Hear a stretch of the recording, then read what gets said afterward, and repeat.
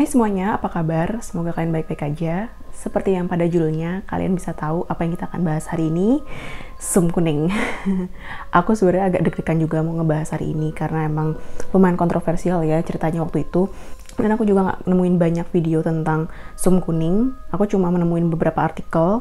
Sebelumnya aku nggak pernah dengar nama sum kuning. Aku tahu Marsina, aku tahu Munir, kasus-kasus yang cukup heboh zaman dulu. Cuma sum kuning aku nggak pernah dengar sama sekali, sampai akhirnya aku googling dan aku cari tahu siapa tuh sum kuning. Dan jujur aku kaget banget, sedih juga, karena aku nggak kepikiran kalau hal ini bisa terjadi. Sum kuning tuh cuma gadis 17 tahun, orangnya kalem, baik-baik. Dia patuh sama orang tua, dia sayang sama keluarganya dia bahkan jadi tulang punggung keluarganya. Dia tinggal di Godean, di Sleman, di Yogyakarta. Dia cuma seorang penjual telur di Pasar Beringharjo. Kasih tahu aku, orang yang kalem, biasa-biasa aja, nggak banyak tingkah, bisa kasusnya gede banget, melibatkan presiden, melibatkan 2 orang nggak bersalah, masuk ke penjara, melibatkan banyak tokoh-tokoh besar, wartawan. Sum kuning ini bukan orang yang cari masalah, bukan tipe cewek yang cari ribut sama orang-orang yang terkenal, terus habis itu biar viral di internet. Kenapa dia bisa sampai terkenal itu? Berawal dari background sum kuning. Jadi nama aslinya adalah Sumariem. Dia lahir di Yogyakarta 1953. Dia cuma pedagang telur di Pasar Beringharjo. Dia juga tulang punggung keluarganya karena keluarganya tuh miskin. Jadi mereka semua berharap sama sum kuning. Sum ini tuh orangnya pekerja keras, terus dia juga ulet, dia juga ramah banget sama orang-orang. Jadi banyak banget orang yang berlangganan telur sama dia. Seperti aku bilang tadi, karena Sum ini orangnya pekerja keras, dia sering banget pulang terlambat untuk urusan dagang. Nah, di hari kejadian, pas banget dia juga lagi ada urusan dagang, jadi dia pulang terlambat. Kalau udah sore, udah lewat dari jam 5 sore gitu, daerah tempat biasanya Sum tuh untuk nunggu bus gitu tuh, biasa udah nggak ada bus lagi yang lewat. Akhirnya dia mikir, you know what, I'm a strong independent woman, gue bakal jalan aja. Mungkin kalau gue beruntung, di jalan gue akan nemu bis yang masih beroperasi. Akhirnya dia jalan ke arah utara, terus belok ke Jalan Patuk. Pas banget pas dia lagi di depan asrama polisi, ada mobil yang dari belakangnya dia yang cikit. Terus dia kayak, Fast and Furious. Belum sempat dia bereaksi, tiba-tiba dia disekap dari belakang dan dibawa masuk ke dalam mobil. Sum diculik 4 pria, 3 diantaranya gondrong dan satunya berambut cepak ala militer. Di mobil dia memberontak, tapi dia diancam dengan pisau belati. Akhirnya Sum pasrah dan dia dibius. Samar-samar dia ingat kalau kainnya tuh disingkap ke atas dan dia diperkosa sebanyak 3 kali. Setelah selesai dilecehkan, Sum pun dirampok uangnya sebanyak Rp4.650, yang mana merupakan hasil dari dia berdagang hari itu dirampas juga. Dia cuma disisain sekitar 100 perak. Lalu Sum dibuang di pinggir jalan Gamping. Sum yang masih dibawa pengaruh obat bius, terus juga baru dilecehkan itu kan sakit.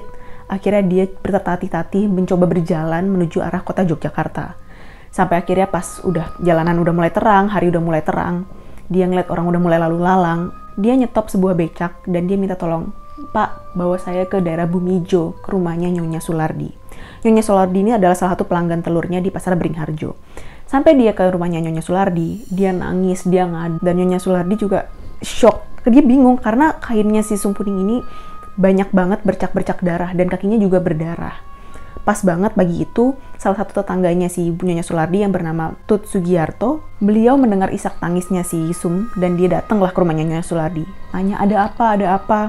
Sum menceritakan apa yang baru saja terjadi sama dia, dan Pak Sugiarto langsung, harus ada tindakan ini. By the way, Pak Tut ini dia adalah seorang wartawan, terus dia ngelapor lah ke temannya yang ada di polisi militer. Itu posisinya udah beberapa hari setelah kejadian.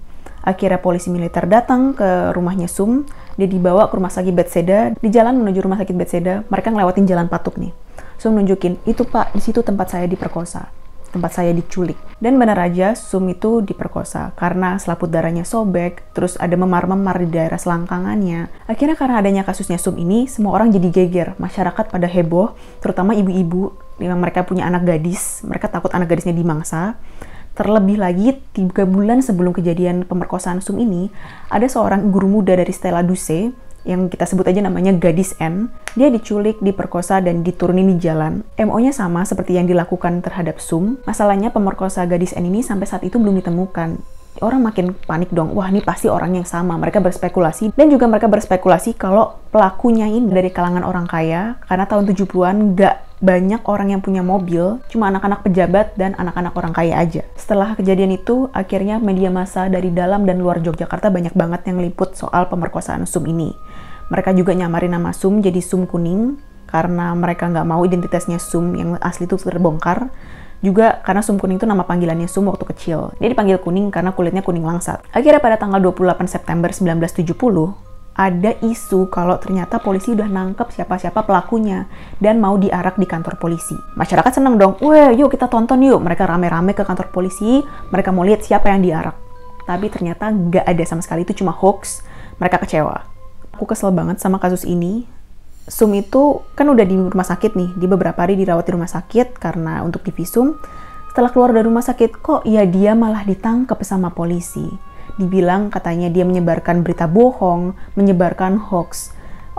Masyarakat jadi marah dan bertanya-tanya. Karena masyarakat protes, akhirnya oke lah, Sum dibebaskan. Tapi Sum ini pinter. Setelah dia dibebaskan, dia nggak diem doang. Dia datang ke salah satu wartawan pelopor Yogyakarta, yaitu Slamet Jabarudi. Dia cerita, aku di penjara disiksa, ruang gerakku dibatasi, aku nggak boleh nengok ke jendela. Aku dipaksa bohong, suruh ganti laporan aku tentang pemerkosaanku. Bahkan aku diancam disetrum kalau aku nggak mau ngelakuin. Dan yang parahnya lagi, Sum ini dituduh sebagai salah satu anggota Gerwani, yaitu Gerakan Wanita Indonesia, organisasi yang mendukung adanya PKI. Isinya perempuan semua. Terus pernah suatu malam juga Sum disamperin ke rumahnya sama polisi. Dia ditelanjangin, dicari apa ada tato palu arit atau enggak. Akhirnya sama Pak Slamet, pengakuannya Sum Kuning itu dimuat di pelopor Yogyakarta, di dalam koran. Masyarakat jadi tambah heboh. Polisi kebakaran jenggot, polisi marah banget. Mereka nuntut Sum ke pengadilan, mereka juga nangkep Pak Slamet karena dianggap menyebarkan berita bohong. Karena polisi yang overreacting ini, orang jadi makin mikir dong, wah ini pasti ada yang dilindungi. Pasti anak-anak penggede nih. Nggak mungkin polisi selebay ini kalau mereka bukan mau melindungi orang-orang tertentu. Akhirnya sidang pertama digelar tanggal 16 November 1970, di mana Sum itu dituntut sebagai tersangka penyebaran berita bohong. Sidang ini dilakukan secara tertutup. Ini kasus besar, ini kasus yang high profile. Kenapa sidangnya dibikin tertutup? Ada yang mau disembunyikan kah? Karena pertanyaan-pertanyaan masyarakat tersebut, akhirnya digelar lagi sidang yang kedua, di mana sidangnya terbuka. Lalu para polisi, mereka membawa satu orang ini yang bernama Trimo. Dia adalah seorang tukang bakso. Mereka menuntut kalau sebenarnya Trimo adalah si pelaku pemerkosaannya Sum. Trimo yang dituduh seperti itu, dia nggak terima dan dia bilang, "Wong saya aja nggak kenal sama Sum kok, gimana mau merkosa?" Dan sadisnya lagi, sebelum Trimo itu dibawa ke persidangan, dia tuh ditahan sama polisi dan disiksa dengan cara dipilin-pilin jarinya. Sakit tapi kan? Dan jaksa penuntut meminta agar Sum dipenjarakan selama 3 bulan dan dikasih masa percobaan selama 1 tahun. Tapi untungnya hakimnya ini, dia baik banget. Namanya Hakim Lamia Mulyarto. Dia bilang Sum tidak bersalah karena terbukti dia tidak memberikan keterangan bohong. Beliau malah membeberkan kelakuan-kelakuan polisi Jogja saat Sum tuh ditahan. Selain Sum disiksa, ruang geraknya juga dibatasi. Orang tuanya Sum tuh juga cuma boleh nengok 2 atau 3 kali. Sum waktu sakit nggak dikasih obat, Sum jarang dikasih makan, Sum diancam bakal disetrum kalau dia nggak memberikan keterangan palsu, dan juga Sum diancam bakal dipenjarakan selama 10 tahun. Akhirnya Sum bebas, rakyat marah, pers marah, polisi juga marah. Polisi marah karena kelakuan mereka dibeberin, masyarakat sama pers marah karena mereka masih belum puas. Nah, kenapa sih masyarakat sama pers ini belum puas? Kan Sum udah dikeluarin. Ternyata pas di awal kasus, masyarakat sama pers tuh udah dapat bocoran info kalau ternyata polisi udah nangkap satu orang ini namanya Budi Dono. Jadi Budi Dono ini tuh ternyata adalah salah satu dari pemerkosanya Sum pada saat itu. Dan Budi Dono cerita hal tergila di mana dia bilang kalau pemerkosaan Sum itu melibatkan anak-anak pejabat atau anak-anak penggede zaman itu. Makanya beredar cerita kalau wah ini pemerkosanya Sum pasti anak-anak orang kaya, pasti anak-anak pejabat.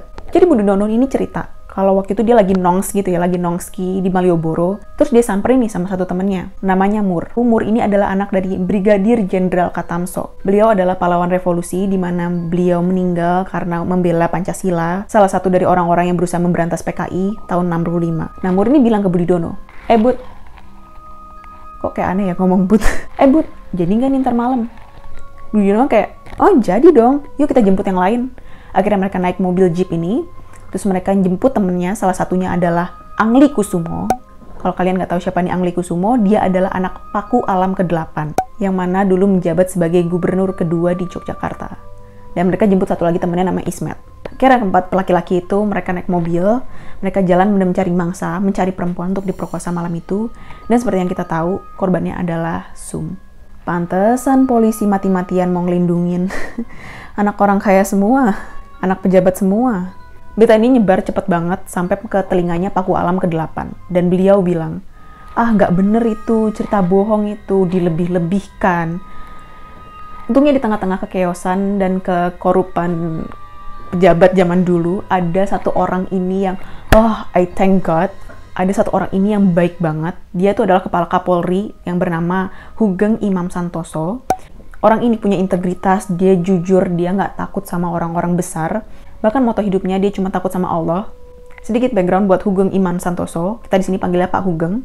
Pak Hugeng itu lahir di Pekalongan tahun 1921. Karena bapaknya adalah seorang jaksa penuntut, jadi beliau punya banyak banget teman polisi. Itu yang menginspirasi Hugeng untuk menjadi polisi. Makanya dia rajin belajar, dia lulus SD SMP di Pekalongan, dan untuk SMA-nya dia pindah ke Jogja, dia ngambil jurusan bahasa asing. Selesai SMA, dia akhirnya mikir, oke, aku mau ke polisi atau aku mau ke sekolah lain. Beliau memutuskan untuk pindah ke Jakarta untuk ngambil sekolah hukum.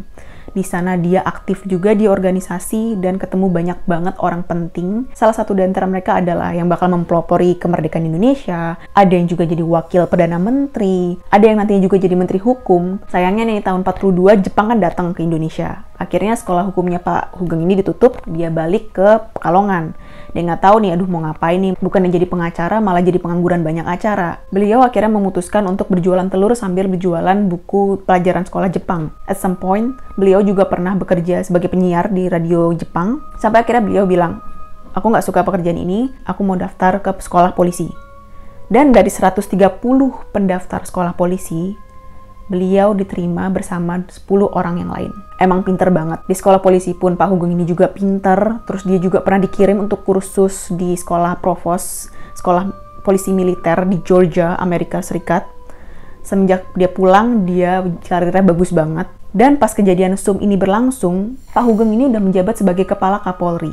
Jadi sehari setelah SUM bebas, beliau memerintahkan anak-anak buahnya, kamu tolong tanyain itu polisi Jogja tuh maksud ini kenapa kejadian ini bisa terjadi, dan tolong tuh mereka kan kemarin nyebarin radiogram atau telegram, mereka bilang kalau keterangan yang diberikan sama SUM itu palsu, tolong tanyain itu kenapa mereka ngomong kayak gitu. Akhirnya Mabak atau markas besar anggota kepolisian, mereka panik, gimana nih kita harus clear nama kita. Akhirnya Humas Mabak yaitu Sutarjo, dia bikin konferensi pers, dia bilang, itu kejadiannya SUM itu sebenarnya cuma akal-akalan orang yang benci aja sama pemberantas PKI.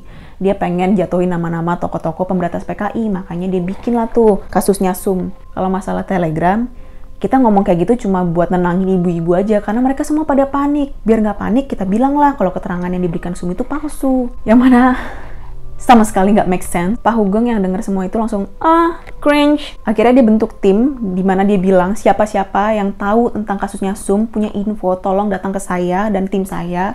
Kalian bilang sama saya apa yang terjadi sebenarnya. Timnya dia itu juga dibantu sama Mabes Polri dari Jakarta. Mereka terus digging, sampai akhirnya pada akhir 1971, Pak Hugeng ini udah kayak buntu, dan dia minta tolong sama Soeharto. Pak Harto, boleh tolong nggak? Kita ada kasus nih SUM kuning. Boleh tolong bantuin kita untuk gimana caranya supaya kasus ini selesai. Terus Pak Harto kayak, ya. Tapi bukannya dia bantuin, dia malah minta tolong Teperpu atau tim pemeriksa pusat untuk menangani masalah itu.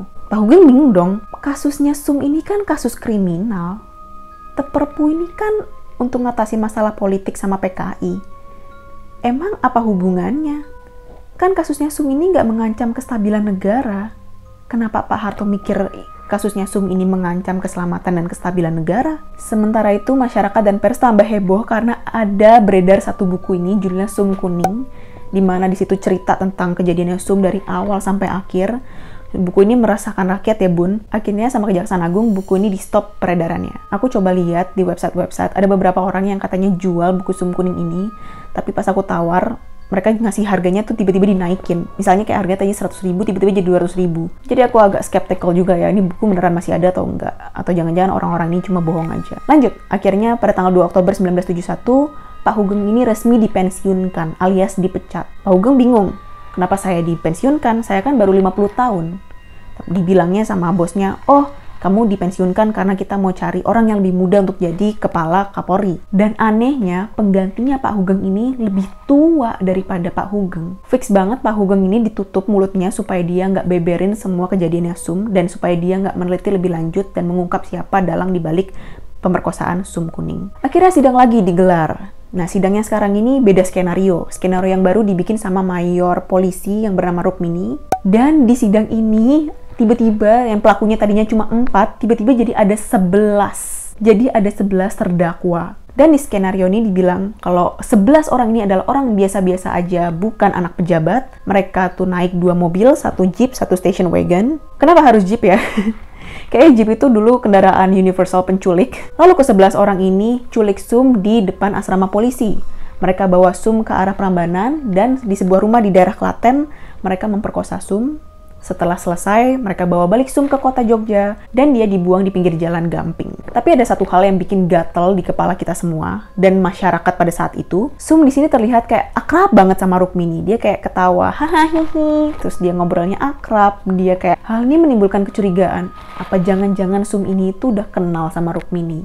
Jangan-jangan dia udah dilatih, udah disiapkan skenario yang pura-pura dan mungkin diiming-imingi sesuatu. Dan di sidang ini, Sum tuh lancar banget ngasih kesaksiannya dia. Ntar di sidang-sidang sebelumnya dia banyak gagap dan lupanya karena dia kan dibius ya, jadi nggak inget semuanya. Tapi di sidang ini dia ingat warna mobilnya, berapa pintunya, rumahnya catnya warna apa, detailnya semuanya dia inget. Beda banget. 11 terdakwa tadi mereka semua nggak ada yang mau mengakui keterangan yang diberikan Sum. Mereka semua membantah tuduhan yang diberikan. 11 terdakwa ini juga ngaku kalau selama mereka ditahan, mereka tuh dipaksa untuk ngaku sebagai pemerkosa Sum. Terus mereka juga disiksa, dipukulin sampai pingsan, mau disetrum juga. Bahkan Rukmini juga mengiming-imingi, oke kalau kamu mau ngaku saya kasih kamu kerjaan. Tapi namanya juga hidup ya, yang kaya yang menang. Jadi dari 11 orang tadi ada 2 orang yang nggak beruntung. 2 orang ini dinyatakan bersalah atas pemerkosaan Sum dan mereka dijatuhi hukuman 2 tahun penjara sebelum masa pemotongan. Dan kasus Sum Kuning ditutup. Mungkin mereka juga capek ya, karena mereka udah sidang sampai 39 kali dalam waktu 5 bulan dan nggak ada hasilnya sama sekali. Akhirnya hasil sidang nggak maksimal dan 2 orang nggak bersalah bisa masuk penjara.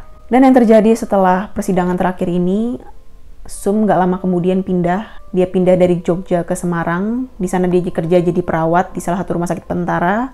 Ketemu jodohnya dan dia menikah. Aku nggak tahu apakah dia punya anak atau enggak.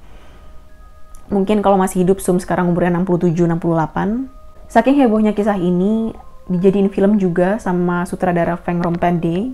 Judul filmnya adalah Perawan Desa. Kalau nggak salah yang main artis senior Yati Surahman. Film ini mengisahkan ceritanya Sum Kuning, cuma bedanya namanya diganti jadi Sumirah, bukan Sumariem. Itulah akhir dari kisah tragis Sum yang sampai sekarang kita nggak tahu apa yang sebenarnya terjadi sama Sum.